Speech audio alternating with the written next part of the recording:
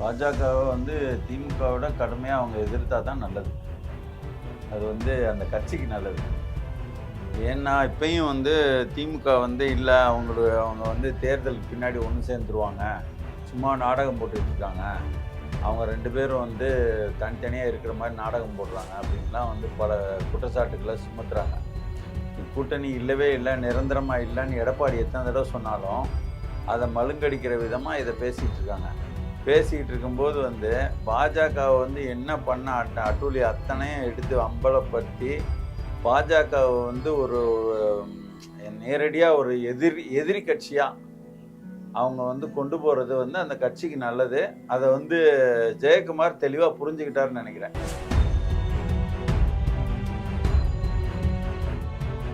அப்ப எந்த அளவுக்கு வந்து இந்த அரசு வந்து தெனாவட்டா ஊழல் பண்ணுது, இதை எதிர்த்து கேட்கறதுக்கு ஆள் இல்லை. காரணம் என்னன்னா, நாடாளுமன்றத்துல ஃபுல் மெஜாரிட்டி அவங்க வச்சிருக்க காரணத்தினால நம்மளை மதிக்கிறதே இல்லை. இவங்க வந்து ஆற்றுல ஒரு கால் சேத்துல ஒரு கால் மாதிரி வச்சுக்கிட்டு இவங்க என்ன பண்ணுவாங்கன்னா, எந்த விஷயத்துலையும் வந்து அடிபணிஞ்சு போயிடுவாங்க. எதுலேயுமே வந்து மூர்க்கமாக எதிர்க்க முடியாது. ஏன் முடியாதுன்னு கேட்டிங்கன்னா, இவர்கள் பண்ண இப்போ நீட்டை வந்து எதிர்க்கிறோம்னா நீட்டு கையெழுத்து போட்டாங்க.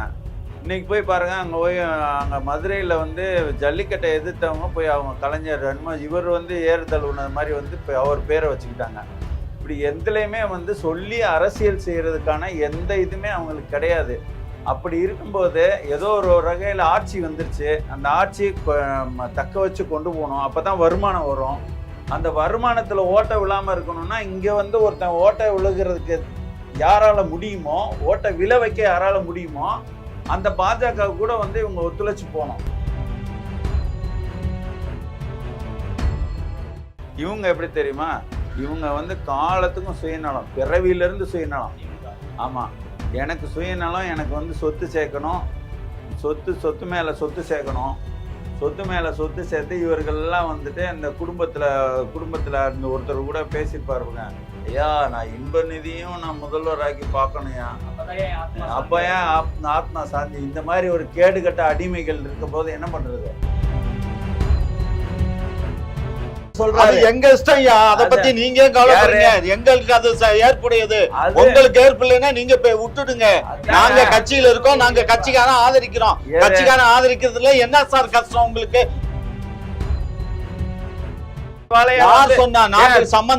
தொடர்ந்து சொல்றாங்க, நீங்க சொல்லுவீங்க தெலுங்கர் கூட்டம் அவர்கள் வந்து இங்க நிலைநாட்ட முடியாது. மொழிய வந்து நீங்க ஏதாவது பேசுனீங்கன்னா அது நல்லா இருக்காது. அவ்வளவுதான். அவர்கள் வந்து இங்க கொள்கை நிலைநாட்ட கூடாது. நான் வாழையடி அடிமையா தான் இருப்பேன். அதே மாதிரி வந்து திருமாவளவன் கொண்டு வந்தாரா, இதே சீமான் வந்து தன் மனைவியை வந்து பொதுச் செயலாளர் ஆக்க போறாரு அப்படின்னு பேசிக்கிறாங்க. அதையும் நாங்க கேள்வி கேட்போம். நீங்க அந்த கட்சியை விட்டு வெளியில வந்துட்டீங்களா, அப்புறம் எப்படி உங்களுக்கு என்ன உரிமை இருக்கு? மோடிக்கு புள்ள குட்டி இல்ல, எதுவும் இல்ல, அவர் ஏதோ ஒரு பொது நோக்கத்தோட போறாருன்ற அடிப்படையில வந்து இன்னைக்கு RSS கூட வந்து மோடி பேச்சு தான் கேட்கணும்ன்ற மாதிரி ஆயிப்போச்சான். கட்சியா மோடியானா மோடி முன்னாடி போயிட்டாராம். எந்த அரசு உருவாக்குச்சு? அதிமுக உருவாக்குச்சு. சரிங்களா? நான் கேக்குறேன், அதிமுக உருவாக்கிடுச்சு. அதிமுக உருவாக்குனது வந்து மொத்த வந்து எல்லா பேருந்து எல்லாத்தையும் கோயம்பேடு மொத்தத்தையும் காலி பண்ணிட்டு அங்க போறதுக்காகவா? ஆமா, அப்படிதான் பிளான். பேருந்துல இருந்து எல்லாமே. ஐயா உங்களுக்கு என்ன பிரச்சனை? ஐயா அவங்க வீட்டுல போய் பஸ் நிப்பாட்டி ஏத்த முடியாது. அவங்க வீட்டுல இல்ல, பஸ் ஸ்டாண்ட்னு ஒன்னு கட்டி அதை என்ன பண்ண போறீங்க இப்போ? அந்த கட்டுமானத்தை இங்க பாருங்க, அரசாங்கம் ஏற்கனவே உள்ள கட்டுமானத்தை இப்ப என்ன பண்ண போறீங்க? அது என்ன பண்றோம் ஏது பண்றது அரசாங்கம் பண்ணுங்க. நம்ம என்ன நீங்கள் நானும் போய் கடமை அதனால 1000 வருஷத்துக்கு முன்னாடி கட்டினதா? அப்பப்போ வந்து பணத்தை வீணடிக்கணும். பாருங்க, பணத்தை பாரு, நான் கட்சி அங்க இணைச்சிட்டேன். ஆகையினால நான் திமுகவுக்கு தான் நான் இருப்பேன். நான் திமுகவுக்கு இந்த துண்டு போட்டுருக்காரு. அதனால இது என்னுடைய சமுதாய துண்டியா, இது என்னுடைய கட்சி துண்டு இல்ல, என் சமுதாய துண்டு. புரிஞ்சுக்கோங்க. மேல துண்டு, கீழே திமுக வேஷ்டி. அவருக்கு சீட்டு கொடுத்தா நான் வந்து எய்த்து நிக்கிறதுக்கு தயாரா இருக்கேன். அவரா நானாங்கிறத பாத்துப்போம். அவ்வளவுதான். போட்டி போறது முடிவு பண்ணிட்டீங்க? ஆமா ஆமா. குக்கு செய்திகள் நேயர்களுக்கு வணக்கம். இன்றைக்கு நம்முடைய சிறப்பு விவாத நிகழ்ச்சிக்கு 2 சிறப்பு விருந்தினர்கள் வருகை தந்திருக்கிறார்கள். அவரிடம் கேட்பதற்கு பல்வேறு கேள்விகள் இருக்கிறது. தமிழர் முன்னேற்ற கழகத்தினுடைய பொதுச் செயலாளர் திரு கந்தசாமி அதியமான் அவர்கள், அதே போல தமிழ்நாடு நாயுடு பேரவையின் தலைவரும் திமுகவின் முன்னோடியுமான முனைவர் திரு காமாட்சி அவர்கள். ஐயா வணக்கம்.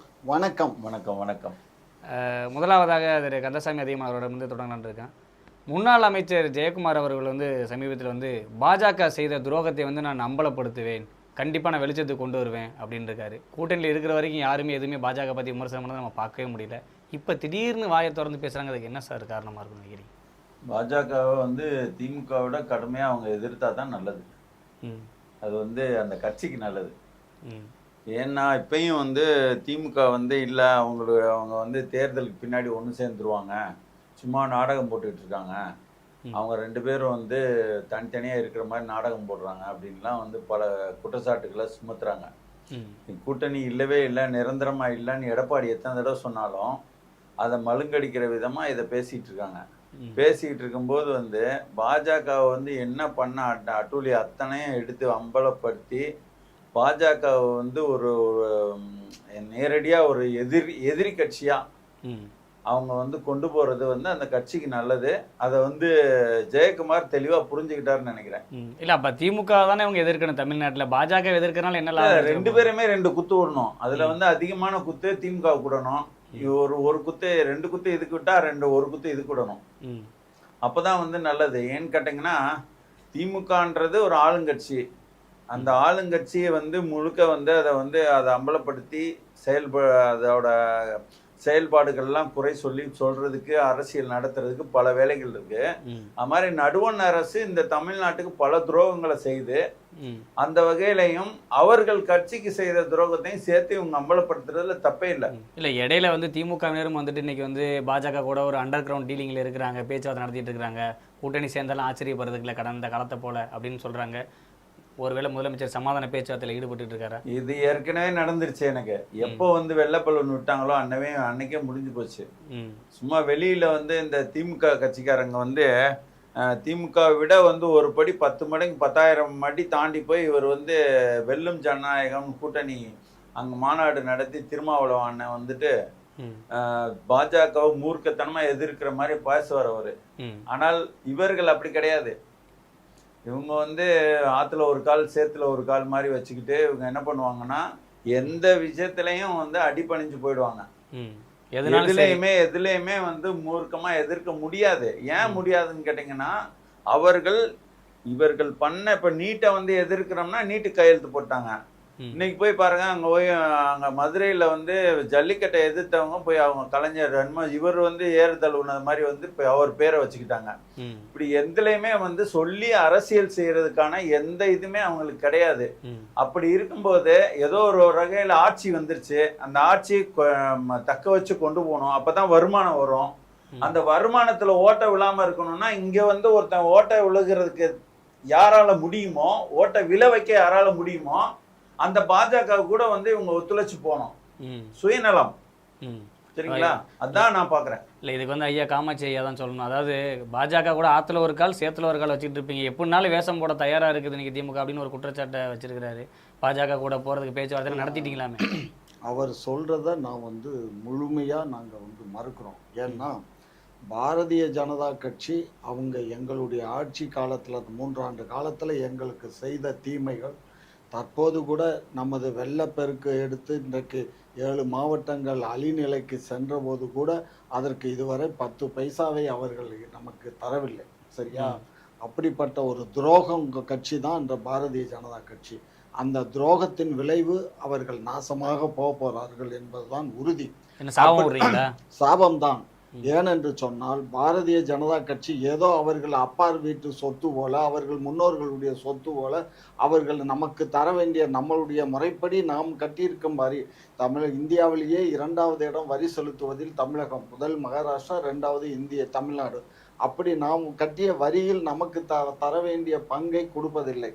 அதே போன்று பெட்ரோல் ப்ராடக்ட்ஸ் இருக்கு பாருங்க, பெட்ரோல் ப்ராடக்ட்ஸ்க்கு ஏற்கனவே வரியாக இருந்ததை அவர்கள் மாற்றி அதை சென்ட்ரல் எச்எஸ் டியூட்டியாக மாற்றி விட்டார்கள். அதனால் டியூட்டி என்றால் நமக்கு தர வேண்டியதில்லை. வரியா என்றால் நமக்கு தர வேண்டும். இப்படி பல்வேறு ஊழல்கள். $48 நமக்கு ஓபக்ல வந்து நமக்கு கிடைச்சிட்டு இருந்தது ஒரு பேரல் குருடாயில்.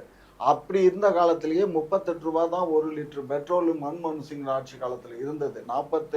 அதாவது $128 இருந்த காலத்துல ஒரு பேரல் நமக்கு $38 பெட்ரோல் கிடைச்சது.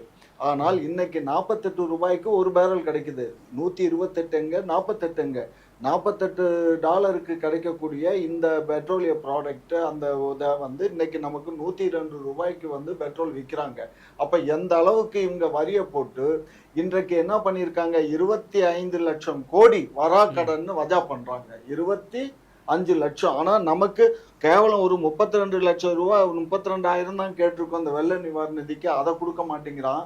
25 லட்சம் கோடியை வந்து வஜா பண்ணியிருக்கான். அந்த அம்மா பொய்யான தகவல் பார்லிமெண்ட்ல 14,50,000 கோடின்னு சொல்றாங்க. ஆனா தகவல் அறிவு உரிமை சட்டத்துல நான் தான் எழுதி கேட்டு வாங்கியிருக்கேன். அவங்க சொல்லியிருக்காங்க 25 லட்சத்து கோடியை 60,000 கோடின்னு சொல்லியிருக்காங்க. அப்ப எந்த அளவுக்கு வந்து இந்த அரசு வந்து தெனாவட்டா ஊழல் பண்ணுது. இதை எதிர்த்து கேட்கறதுக்கு ஆள் இல்லை. காரணம் என்னன்னா, நாடாளுமன்றத்துல ஃபுல் மெஜாரிட்டி அவங்க வச்சிருக்க காரணத்தினால நம்மளை மதிக்கிறதே இல்லை. அதனால இவர் சொன்னதுல பாரதிய ஜனதாவை ஜெயக்குமார் சொல்றது கரெக்ட் தான். ஜெயக்குமார் அவங்க கூட்டணியில இருந்தாங்க, பேச முடியல. இப்ப கூட்டணியை விட்டு வெளியில வந்துட்டாரு. பேசட்டும், நல்லா பேசட்டும்.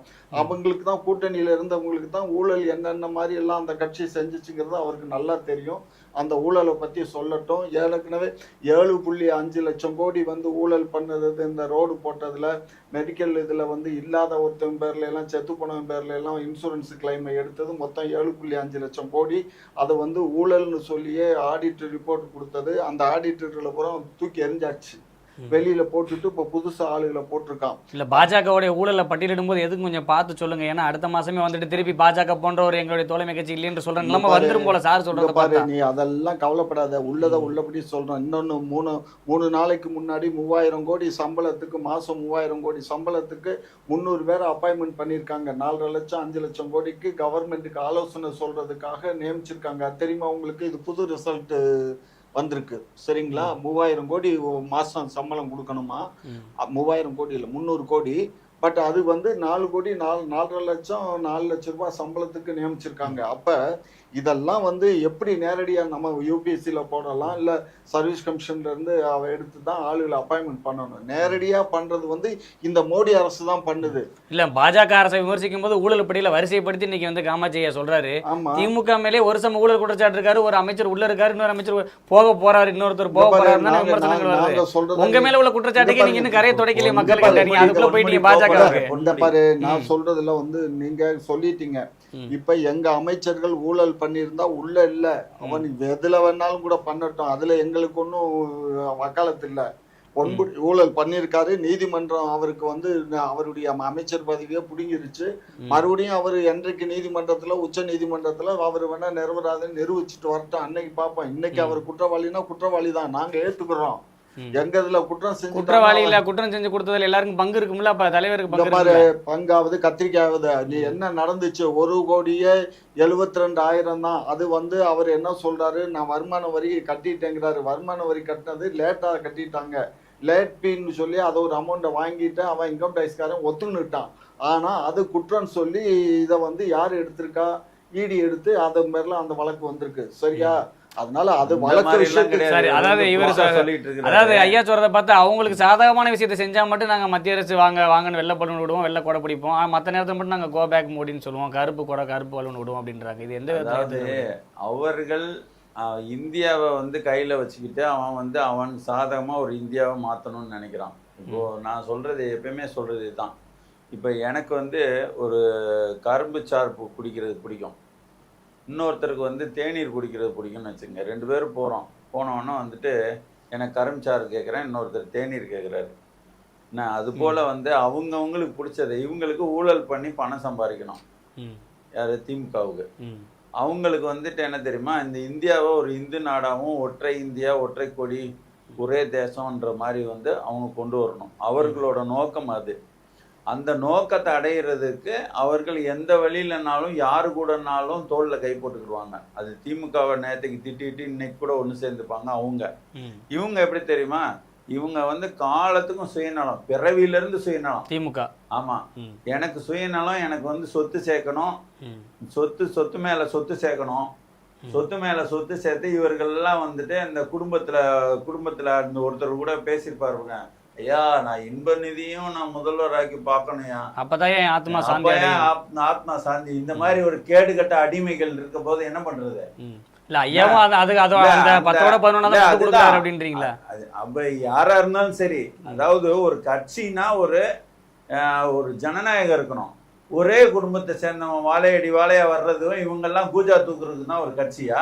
அது எங்க கட்சியினுடைய, எங்க கட்சியில நாங்க ஏற்புடையவர்கள், கொள்கை எங்கள் கொள்கை இல்ல. அடிமையாக எங்க இஷ்டம், அதை பத்தி நீங்க கவலைப்படுங்க. எங்களுக்கு அது ஏற்புடையது, உங்களுக்கு ஏற்புலைன்னா நீங்க விட்டுடுங்க. கட்சிகள் இருக்கோம், நாங்க கட்சிக்கான ஆதரிக்கிறோம். கட்சிக்கான ஆதரிக்கிறதுல என்ன சார் கஷ்டம் உங்களுக்கு? உங்க கட்சியில உங்களுக்கு உங்க இஷ்டம், எங்க கட்சியில எங்க தலைவர் இஷ்டம், அவ்வளவுதான். எங்க கட்சியில நீங்க வந்து இந்த நாட்டுக்கு சம்பந்தம் இல்லாதவங்க, நீங்க வந்து இங்க ஒரு கொள்கையை வந்து வாழையடி வாழையா சொன்னா சம்பந்தம் தொடர்ந்து சொல்றாங்க. நீங்க இளைஞர் கூட்டம் இங்க அவர்கள் வந்து இங்க நிலைநாட்ட முடியாது. வாழையடி வாழையா மொழிய வந்து நீங்க ஏதாவது பேசுனீங்கன்னா அது நல்லா இருக்காது, அவ்வளவுதான். அவர்கள் வந்து இங்க கொள்கை நிலைநாட்ட கூடாது, நான் வாழையடி வாழையா அடிமையா தான் இருப்பேன் அப்படின்றது வந்து அவர்கள் நாட்டுல போய் நிலைநாட்டு. எங்க நாடுங்க, இது எங்க மண்ணு, எங்க மண்ணு, நீங்க யாரு? இதை நீங்க செய்யக்கூடாது. மத்த கட்சிகள் வந்து இது தமிழ் தலைவர்கள் சார்ந்த கட்சிகள் செய்திருந்தாலும் நாங்க கேட்போம். இதே ராமதாஸ் வந்து மகனை கொண்டு வந்தாரா, கண்டிப்பா கேட்போம், நீங்க என்ன எப்படி கொண்டு வந்தான்னு சொல்லிட்டு. அதே மாதிரி வந்து திருமாவளவன் கொண்டு வந்தாரா, இதே சீமான் வந்து தன் மனைவியை வந்து பொதுச் செயலாளர் ஆக்க போறாரு அப்படின்னு பேசிக்கிறாங்க, அதையும் நாங்க கேள்வி கேட்போம். நீங்க அந்த கட்சியை விட்டு வெளியில வந்துட்டீங்க, அப்புறம் எப்படி உங்களுக்கு என்ன உரிமை இருக்கு? நீங்க அந்த கட்சியில இருந்து வெளியில சாராதவர்கள் ஒரு தீய யாருங்க மண்ணை சார்ந்தவங்க அமல்படுத்தும் போது அதை இன்னும் தீவிரமா கேட்போம். கேப்பீங்க இல்ல, அதாவது பேசி முடிச்சுறேன். இங்க வந்து என்ன தெரியுமா, இது தொடர்ந்து வாழையடி வாழையா வந்ததுனாலதான் காங்கிரஸ் உருப்படாம போச்சு. சரிங்களா? இன்னைக்கு ஒரே ஒரு தலைவர், இன்னைக்கு காலையில கூட நான் வந்து இங்க அங்க இருந்து கிளம்பி வரும்போது வந்து ஒரு அந்த ஸ்மந்தன் அவரோட பேட்டி பார்த்தேன் நானு. இங்க வந்து காங்கிரஸ், அதாவது பாஜக கட்சியை விட வந்துட்டு மோடி வளர்ந்துட்டாரு. ஏன்? மோடிக்கு புள்ள குட்டி இல்ல, எதுவும் இல்ல, அவர் ஏதோ ஒரு பொது நோக்கத்தோட போறாருன்ற அடிப்படையில வந்து இன்னைக்கு RSS கூட வந்து மோடி பேச்சு தான் கேட்கணும்ன்ற மாதிரி ஆயிப்போச்சான். கட்சியா மோடியானா மோடி முன்னாடி போயிட்டாராம். அப்போ இங்க வந்து அப்படி கிடையாது. இங்க வந்து என்ன தெரியுமா, திமுகன்ற கட்சியா நாங்க மட்டும்தான், எனக்கு அடுத்து என் புள்ள, என் பேரன் பேத்தி, புள்ள குட்டி, மாமன் மருமக மச்சான், இதெல்லாத்தையும் கவனிச்சுக்கிற மாதிரி அடிமைகள் கிடைச்சுன்னா அவர்கள்லாம் எங்க கட்சியில அங்கங்க பதவியில இருப்பாங்க, பொறுப்புல இருப்பாங்க.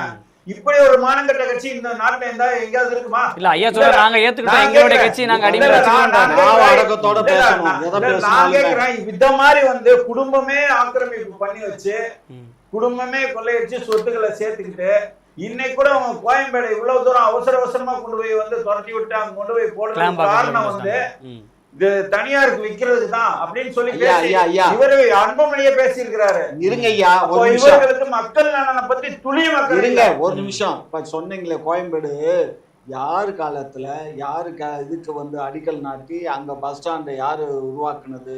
எந்த அரசு உருவாக்குச்சு? அதிமுக உருவாக்குச்சு. சரிங்களா? நான் கேக்குறேன், அதிமுக உருவாக்கிடுச்சு. அதிமுக உருவாக்குனது வந்து மொத்த வந்து எல்லா பேருந்து எல்லாத்தையும் கோயம்பேடு மொத்தத்தையும் காலி பண்ணிட்டு அங்க போறதுக்காகவா? ஆமா, அப்படிதான் பேருந்துல இருந்து எல்லாமே எல்லா பஸ்ஸஸும் வந்து அந்த கிளம்பாக்கத்துல இருந்து போகணுங்கிறது தான் அவங்களுடைய திட்டம். நீங்க நல்லா எடுத்து பாருங்க பழைய பேப்பர்கள், செய்திகள். இல்ல இப்ப எதுக்கு எடுத்து பார்க்க, 2019 அடிக்கல் நாட்டப்பட்டது. ஆமா, சரிங்களா? 2019 அடிக்கல் நாட்டப்பட்டது, அதோட இருந்துச்சு. 2021 இவங்க ஆட்சி வந்தது. வந்த உடனே இவங்க பேரை வந்து என்னங்க அதிமுக ஆட்சியிலேயே அடிக்கல் நாட்டினதா இருக்கட்டும். 19 அவங்க அடிக்கல் நாட்டி டெண்டர் கொடுத்து கொரோனாவுக்கு முன்னாடி வேலை விறுவிறுன்னு வேலை நடந்தது. வேலை நடந்து கொரோனா வந்த உடனே வேலை வந்து டிஸ்கனெக்ட் ஆகி போச்சு. வெறும் எலும்பு கூட அப்படியே நின்றுகிட்டு இருந்தது. அதுக்கப்புறம் இவங்க ஆட்சிக்கு வந்த உடனே அது வேலையை கட்டி சரி பண்ணியிருக்கோம். இப்ப அதிமுக ஆட்சியிலேயே அடிக்கல் நாட்டப்பட்ட திட்டமாவே இருக்கட்டும், ஒரு திட்டம் வந்து மக்களுக்கு பயனுள்ளதா பயன் இல்லாததா சிரமப்படுவார்கள் இல்லையான்னு பார்க்க வேண்டியது ஆட்சியாளருடைய கடமை. சிறப்பான திட்டம் இது வந்து உண்மையிலேயே 100க்கு 100 நல்ல திட்டம் தான் அதிமுக அன்னைக்கு கொண்டு வந்த திட்டம். அதனால அதிமுக கொண்டு வந்துச்சுங்கிறதுக்காக அதை எதுக்க நான் விரும்பல. 2 பேரும் கூட்டு சேர்ந்து எல்லாம்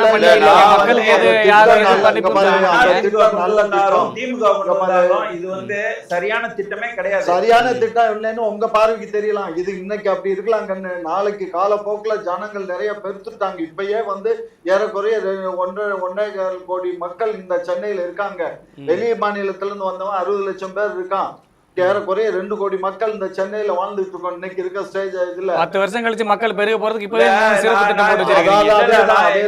இதுக்கு ஒரு காலத்துல கோயம்பேடு பஸ் ஸ்டாண்ட் கட்டும் போது நீங்க அங்க இருந்து பாரிஸ்ல இருந்து அந்த பஸ் ஸ்டாண்ட் இங்க வந்துச்சா, பூக்கடை போலீஸ் ஸ்டேஷன்ல தான், அந்த பூக்கடை பக்கத்துலதான் முன்ன பழைய பஸ் ஸ்டாண்டு. சரிங்களா? அந்த பஸ் ஸ்டாண்டு இங்க கொண்டுட்டு வர்றதுக்கு எவ்வளவு சிரமப்பட்டோங்கிறது நீங்க சின்ன பிள்ளை உங்களுக்கு தெரிஞ்சிருக்காது. ரொம்ப சிரமம். எம்ஜிஆர் ரொம்ப கஷ்டப்பட்டாரு. அது கலைஞர் அப்புறம் அந்த கோயம்பேடுக்கு போறதுக்கு மார்க்கெட்டுக்கு போறதுக்கு எம்ஜிஆர் சிரமப்பட்டாரு. அது அந்த பூக்கடைக்காரன் போகவே மாட்டேன்ட்டான். அதுக்கப்புறம் தூக்கி கொண்டு போய் பூக்கடைக்காரன் அங்க போட்டாரு எம்ஜிஆர். அதுக்கப்புறம் வந்து கலைஞர் காலத்துல இந்த ஜெயலலிதா அம்மா என்ன பண்ணாங்க, இந்த பஸ் ஸ்டாண்டு தூக்கி இங்க கொண்டு வந்து போடுறதுக்கு அந்த அம்மா தீராத கஷ்டப்பட்டு தான் கடைசியில அந்த பஸ் ஸ்டாண்ட் அங்க கொண்டு போனாங்க. எல்லாரும் என்ன சொன்னாங்க, மவுண்ட் ரோடெல்லாம் நெல்லு காய் போட்டு அல்லலாம்னாங்க. இன்றைக்கு மவுண்ட் ரோடு என்ன ஆச்சு? இன்னைக்கு மவுண்ட் ரோட்ல வளர முடியுதா கூட்டம்? அதாவது ஐயா பேசுறது என்ன சொல்றாங்கன்னா, எது செஞ்சாலுமே அதை அதிமுகவோட தொடங்க வச்சது நாங்க செஞ்சு வச்சோம், நாங்க நிறைவேற்றி வச்சோம். மக்களுடைய குறைகளையும் கோரிக்கைகளையும் ஏற்றுக்கிறவே அவங்க தயாராகவே இல்லை. நான் கேட்கறது ஒன்னே ஒண்ணுதான், அதாவது வந்து விரிவாக்கம் தேவை, அதுல வந்து மாற்று கருத்து கிடையாது. இப்போ 1.25 கோடி சொல்றாரு இல்லையா மக்கள் தொகை, அதுல வந்து யாருக்கு ஒரு 25 லட்சம் மக்களுக்கு மட்டும் அந்த பேருந்து நிலையம் பொருத்தமா இருக்கும். 1 கோடி பேருக்கு வந்து பொருத்தமா இருக்காது. சரியா? இன்னைக்கு கூட அந்த பொருத்தமா இருக்காதுன்றதை புரிஞ்சுக்கிட்டு தான் வந்து தென் மாவட்ட மக்கள் வட சென்னையை சார்ந்தவங்க மாதவரத்துல இருந்து ஏறி போகலாம் அப்படின்னு சொல்றாங்க. நான் சொல்றேன், நான் வந்து முகப்பேர்ல இருக்கிறேன். மாதவரத்துல இருந்து வர்ற வண்டி எங்க ஓடி போகும்? பறந்துகிட்டா போகும். அது எப்படியும் வந்து திருமங்கலத்தை கிராஸ் பண்ணி கடந்து தானே போகும். போகும்போது நான் போய் இந்த நெற்குன்றத்துல ஏறிக்கிடுவேன்னு சொல்லுவேன். அவனும் ஏத்திட்டு போகத்தான் போறான். அப்போ வந்து திருப்பி என்ன ஆகும்னா, மாதாவரத்துல இருந்து போற வண்டிகள் பெருகி போயிடும். அவன் வந்து இங்க இருந்து ஏத்திட்டு போறான். இப்போ உன்னோட அந்த நீ நினைக்கிற முழு விஷயமா அடைய போதா? கிடையாது. இன்னொரு விஷயம் சொல்றேன், போக்குவரத்து குறையுமா? இப்ப பேருந்துகள் எல்லாமே அங்கிருந்து கிளம்புறதாயிடுச்சு. இந்த கிளம்புறதுனால போக்குவரத்து நெரிசல் இல்லாம போயிடுன்னு யாராவது இங்க உத்தரவாதம் சொல்ல முடியுமா? இல்ல அதான் அங்க இருந்து இப்ப அங்க கிளாம்பாக்கத்துல இருந்து தென் மாவட்டங்களுக்கு பேருந்து போகுதுன்னா, அப்ப கிளாம்பாக்கம் போறதுக்கு இங்க இருந்து கோயம்பேடுல இருந்து சிறப்பு பேருந்து போகுதுன்றாங்க. அப்ப அந்த சிறப்பு பேருந்து போறதுனால போக்குவரத்து நெரிசல் ஏற்படாது. அது பறந்தா போகும். நான் கேக்குறேன், ஐயா தான் பதில் சொல்லணும். சிறப்பு திட்டம் ஏதாவது வச்சிருக்காங்கன்னு கேட்கணும். இங்க பாருங்க, 50 பேர் அங்க போய் சேரணும். அந்த 50 பேரை வந்து இங்க இருந்து இன்னொரு பேருந்து ஏத்திட்டு போக போகுது. ஏன்னா அது இங்க இருந்தே ஒரேதான் போயிட்டா நல்லது தானே. முதல்ல என்னோட பொருட்கள் எல்லாம் தூக்கி கொண்டு இந்த பேருந்துல வைக்கணும். திருப்பி நான் அங்க இருந்து இறங்கணும். திருப்பி நான் இன்னொரு இடத்துல இறங்கணும். அப்ப என்ன எதுக்கு இது? இது வந்து மக்களுக்கு சிரமம் கொடுக்குறது. இது என்ன முடிச்சிடறேன். இதுக்கு என்ன தெரியுமா பண்ணிருக்கணும்? வெளியூர் போறதுக்கு வந்து மாதவரத்துல இருந்து ஒரு இயக்கப்படுது, கோயம்பேடுல இருந்து இயக்கப்படுது. சரிங்களா? அங்க இருந்தும் கிளாம்பாக்கத்துல இருந்து இயக்கப்படுது. யாரு எங்க போய் உங்களுக்கு வசதியோ போய் அங்க போய் ஏறிக்கிங்க அப்படின்னு வச்சிருந்தா, அப்படின்னு வச்சதோட கொஞ்சம் போக்குவரத்து நெரிசலை குறைக்கிறதுக்காக ஒரு 40% பேருந்துகளை நீங்க அங்க இருந்து இயக்குங்க அப்படின்னு சொல்லியிருந்தாங்கன்னா, ஏற்கனவே வந்து நம்ம அங்கிருந்து வெளியூர்ல இருந்து வரும்போது பார்ப்போம், செங்கல்பட்டு தாண்டினோன்னா வரிசையா SRM கல்லூரி, காட்டாங்குளத்தூர், அங்க வலசை இது என்னது அந்த இது வண்டலூர், அங்கங்க ஆள் இறங்கிக்கிட்டே இருப்பாங்க. இறங்கிக்கிட்டே இருந்து கடைசியில அந்த தாம்பரம், இன்னும் அசோக் பில்லர் அப்படியே இங்க வரைக்கும் இறங்குவாங்க. இல்ல அந்த சாலையில 200 அடி சாலையில போகுதுன்னா பெருங்குளத்தோட இறங்கிடுவாங்க. அந்த பெருங்குளத்தூர்லயே வந்து கிட்டத்தட்ட வந்து பாதி பேர்கிட்ட இறங்கிடுவான். ஏன்னா இந்த தாம்பரத்தை பிடிச்சி போறவங்க எல்லாம். அப்போ நான் கேட்கிறேன், அந்த பாதி பேரோ ஒரு 40 விழுக்காடு பேருக்கு அதுதானே வந்து பக்கமா இருக்கு. அப்போ மீதி ஒரு 60-70 விழுக்காடு பேருக்கு அது பக்கம் கிடையாதுல்ல. அந்த 70 விழுக்காடு பேர் இங்க இருந்தே போகட்டும். ஐயா உங்களுக்கு என்ன பிரச்சனை? ஐயா அவங்க வீட்டுல போய் பஸ் நிப்பாட்டி ஏத்த முடியாது. அவங்க வீட்டுல பஸ் ஸ்டாண்ட்னு ஒண்ணு கட்டி அதை என்ன பண்ண போறீங்க இப்போ? அந்த கட்டுமானத்தை இங்க பாருங்க, அரசாங்கம் ஏற்கனவே உள்ள கட்டுமானத்தை இப்ப என்ன பண்ண போறீங்க? அது என்ன பண்றோம் ஏது பண்றது அரசாங்கம் பண்ணுங்க. நம்ம என்ன நீங்கள் நானும் போய் கடப்பாரி அதெல்லாம் 1000 வருஷத்துக்கு முன்னாடி கட்டினதா? அப்பப்போ வந்து பணத்தை வீணடிக்கணுமா? பாருங்க, பணத்தை வீணடிக்கிறோமா வீணடிக்கலாங்கிறது நம்ம 2 பேரும் பிரச்சனை இல்லையா. இது அரசாங்கம் பண்ணக்கூடிய முடிவு. மக்களுக்கு தானே இன்னைக்கு நீங்க காமாட்சி ஐயா வந்து முட்டு கொடுக்கணும். அப்படி இல்ல, அரசாங்கம் எதை செஞ்சாலும் நல்லதுதான் செய்யும், நன்மைதான் செய்யுங்கிற நம்பிக்கை ஒவ்வொரு குடிமகனுக்கும் வரணும். அரசாங்கம் வந்து செய்யறது தவறுன்னா ஐயா மாதிரி சுட்டி காட்டலாம். அவர் சொல்றாருல, அதை சுட்டி காட்டுறது தவறுன்னு நான் சொல்லலை. ஆனா அப்படி சுட்டி காட்டும் போது அதை அரசாங்கம் இருக்கக்கூடிய அதிகாரிகள் அதை கவனத்துல கொண்டு தவறு இருக்கா என்ன பண்ணலாம் அப்படிங்கிற ஆய்வு பண்ணதுல தான் இப்ப இன்னைக்கு வந்து என்ன பண்ணியிருக்காங்க, முடிஞ்சா இன்னைக்கு மாதாவரத்துல அந்த ஏரியால இருக்கக்கூடியவங்க அங்க இருந்து 200 ஃபீட் ரோட்ல போய் அங்க போகணும்னு சொல்லியிருக்காங்க. இன்னொரு விஷயம் என்ன சொல்லியிருக்காங்க அப்படின்னா, ரயில்வே ஸ்டேஷனுக்கு இப்போ பணம் கட்டியாச்சு. அந்த ரயில்வே ஸ்டேஷன் ஒரு 6 மாசத்துல அந்த ரயில்வே ஸ்டேஷன் அங்க வந்துடும். எங்க வந்துடும்? கீழம்பாக்கம் அந்த பஸ் ஸ்டாண்டுக்கு அங்க வந்துருது. ஆகையினால இதெல்லாம் வந்து இன்னொரு 6 மாசம் 7 மாசத்துல எல்லாமே வந்துடும். அதான் கேக்குறாங்க, 6 மாசத்துல ரயில்வே ஸ்டேஷன் வந்துடும், நல்ல போதுமான வசதி வந்துடும். அப்ப 6 மாசம் கழிச்சு எல்லா வசதியும் ஏற்படுத்திட்டு எங்களுக்கு திறந்திருக்க வேண்டியது. எதுக்கு அவசர கதியில திறந்தீங்கன்னு கேட்பாங்க. என்னைக்கு பண்ணினாலும் இதுதான். நான் தான் சொல்றேனே, பூக்கடை போலீஸ் ஸ்டேஷன் வந்து பூக்கடை பஜார்ல இருக்கக்கூடிய பஸ் ஸ்டாண்டும் சரி, பூக்கடையும் சரி, கோயம்பேட்டுக்கு வர்றது கிளாம்பாக்கம் பேருந்து நிலையத்தை எதுக்கு அவசர கதியில திறந்தீங்கன்னு கேட்டா பூக்கடையை மாத்தணும்ன்றீங்க. அன்னைக்கு திறக்கும் போது விமான நிலையம் வந்துட்டு மீனம்பாக்கத்துல இருக்குது, பேருந்து நிலையம் கிளாம்பாக்கத்துல இருக்கு. இந்த மாதிரி வந்து ஒரு இந்திய நாட்டுல விமான நிலையத்தை தாண்டி ஒரு பேருந்து நிலையம் இருக்கு. ஒரு இந்திய நாட்டுல இப்படி ஒரு இது எங்கேயாவது பெங்களூர்ல இருக்கா, இல்ல மும்பைல இருக்கா, இல்ல கல்கத்தால இருக்கா? தெரியாம பேசுறாரு. இப்ப பரந்தூர் விமான நிலையம் ஆரம்பிக்க போறாங்க. எல்லாமே உங்களுடைய திட்டம் எல்லாமே 10 வருஷத்துக்கு வர போறதுக்கு முன்கூட்டியே பரந்தூர் விமானம் நம்ம உடனே விமான நிலையம் அதாவது இங்க மீனம்பாக்கத்தை மூடிட போறாங்களா? அது பரந்தூர் விமான நிலையம். நான் கேக்குறேன், நீங்க கோயம்பேடு மூடுறீங்களா, இங்க இதை மூட போறீங்களா? எதை? அது நீங்க அவங்களே கேளுங்க, அது நமக்கு சம்பந்தம் இல்லைங்க. அது நடுவண ஒன்றிய அரசுடைய விஷயம். அது மாநில அரசுக்கு என்ன இருக்கு? மாநில அரசுக்கும் விமான நிலையத்துக்கும் என்ன சம்பந்தம்? யாரு அவன் வந்து ஒரு 2வது அடிஷனலா ஒன்ன திறக்கிறான். ஆமா, என்ன நானும் சொல்றது வந்து அது அடிஷனலா வச்சுக்கோங்க. கிளாம்பாக்கத்தை ஏன் மொத்தமா மூடுறீங்க அப்படின்னு கேக்குறாங்க. நான் தெரியாம கேக்குறேன். விமானத்துல பறந்து போறவன் பஸ் ஏறி சிட்டி பஸ் ஏறி வெளியூர் பஸ்ல போய் மீனம்பாக்கத்துல இறங்கி பிளைட்ல போறான். ஏயா நீங்க, அதாவது நீங்க விமானத்துல போறனால கார்ல போறனால நீங்க அந்த பகுமானம் பண்ணுவீங்க.